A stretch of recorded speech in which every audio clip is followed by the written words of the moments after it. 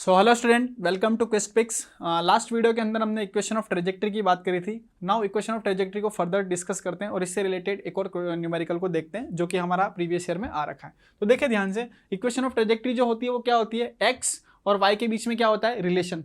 Time यहाँ पे कहीं भी आता नहीं है, टाइम से इंडिपेंडेंट फॉर्म है। जो फॉर्म है वो फॉर्म क्या है, y is equal to what, X tan theta minus G x square divided by what, 2u square cos square theta. और इसी को रेंज की टर्म में जब हमने लिखा तो रेंज की टर्म में ये क्या निकल के आया, y is equal to X tan theta 1 minus X by R. अगर इसको अंदर मल्टीप्लाई कर दें तो फॉर्म जो निकल के आती है, जो हमने लास्ट क्लास में भी देखी थी, X tan theta minus X square tan theta divided by what, R. Clear है क्या ये बात? कौन सी फॉर्म यूज करेंगे उसके बारे में मैं आपको बोल चुका था कि सवाल की डिमांड तय करेगी कि इन तीनों में से या इन दोनों बड़ी जो फॉर्म है उसमें से कौन सी फॉर्म यूज होगी। क्लियर? एक हमारे पास बहुत ही अच्छा इंटरेस्टिंग क्वेश्चन है, ये AIPMT में आ रखा है। पहले जब नीट का नाम AIPMT हुआ करता था तब ये क्वेश्चन आया था। क्वेश्चन को देखें ध्यान से, बहुत ही अच्छा सवाल है। A projectile is fired from surface of earth. एक प्रोजेक्टाइल को अर्थ की सरफेस से क्या करा गया, फायर करा गया, और उसकी जो स्पीड है, उसकी जो वेलोसिटी है, sorry velocity, that is what u1 नाम दे देते हैं। उसकी वैल्यू कितनी है, 5 मीटर पर सेकंड। कितना है भाई, 5 मीटर, थोड़ा ज्यादा ही डार्क हो मोटा हो गया, ठीक है। u1 that is equal to what, 5 metre पर second. Clear? At an angle what, theta.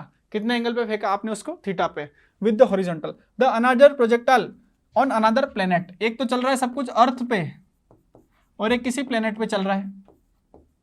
Clear? Planet पे जो फेंका है प्रोजेक्टाइल, उसको कितनी स्पीड दी है, 3 मीटर, और एंगल सेम है, यहां भी एंगल कितना है भैया, थीटा। क्लियर है क्या ये बात? और क्या बोला, फॉलोज द सेम ट्रेजेक्ट्री।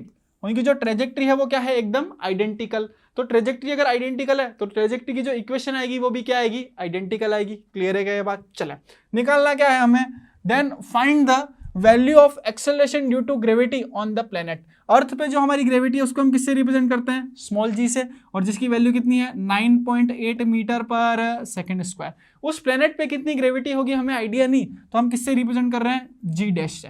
किससे रिप्रेजेंट कर रहे हैं, जी डैश से। जी डैश की हमें क्या निकालनी है, वैल्यू निकालनी है। अब देखें ध्यान से, यहाँ पे ट्रेजेक्ट्री की इक्वेशन क्या लगेगी, y is equal to what, X tan theta minus G x square divided by what, 2u square cos square theta. Clear है? या यहाँ पे क्या बोलना चाहिए, दोनों जगह जो इक्वेशन लग रही है वो क्या लग रही है, सेम लग रही है। अब क्या क्या सेम है, थीटा की value same, X same, Y same.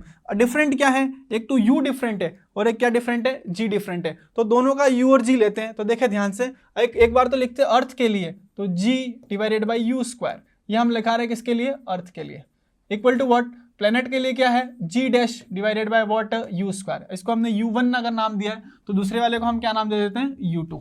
क्या दे देते हैं, u2। जी डैश हमें निकालना है, तो g dash is nothing but g into u2 square divided by what, u1 square. Clear है क्या?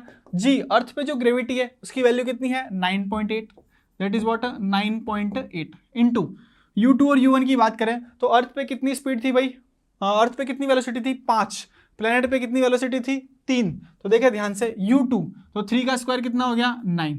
क्लियर? यहाँ हो गया 5, तो 5 का स्क्वायर कितना हो गया, 25। इस पूरे को सॉल्व करेंगे तो यहाँ से निकल के आएगा 3.5 मीटर पर सेकेंड स्क्वायर। क्लियर है क्या? तो उस प्लेनेट पे जो एक्सेलरेशन ड्यू टू ग्रेविटी है, उस ग्रेविटी की वैल्यू कितनी है, 3.5 मीटर पर सेकेंड स्क्वायर। क्लियर है क्या ये बात? अच्छा, मैंने ये लिखा कैसे, तो मैं आपको बता दूं कि भाई बोला गया है कि भाई ट्रेजेक्ट्री जो है वो क्या है, सेम। तो उनकी इक्वेशंस भी क्या बना दी अपन ने, सेम बनाई। तो एक चीज तो पता है कि भाई वाई का कंपेयर करके तो कुछ मिलने वाला है नहीं, एक्स टेन थीटा को कंपेयर करके भी कुछ मिलने वाला है नहीं। तो हमने जो रिमेनिंग फॉर्म है g x square divide by 2u square cos square theta, उसको कंपेयर करा। उसमें भी एक्स स्क्वायर और कॉस स्क्वायर थीटा तो सेम है, तो कैंसिल आउट हो गए। 2 कांस्टेंट है तो वो भी क्या हो गया, कैंसिल आउट हो गया।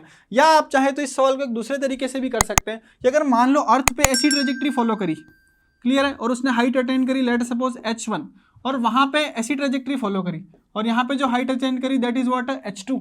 अगर सेम ट्रेजेक्ट्री फॉलो हो रही है तो h1 equal to what, h2, h1 equal to what, h2। कि भाई अर्थ के लिए हाइट और प्लेनेट के लिए हाइट दोनों को आप क्या कर दें, बराबर कर दें। क्लियर है क्या ये बात? वरना आप ट्रेजेक्ट्री इक्वेशन से करें, उससे हमेशा निकल के आ जाएगा आंसर। So thank you.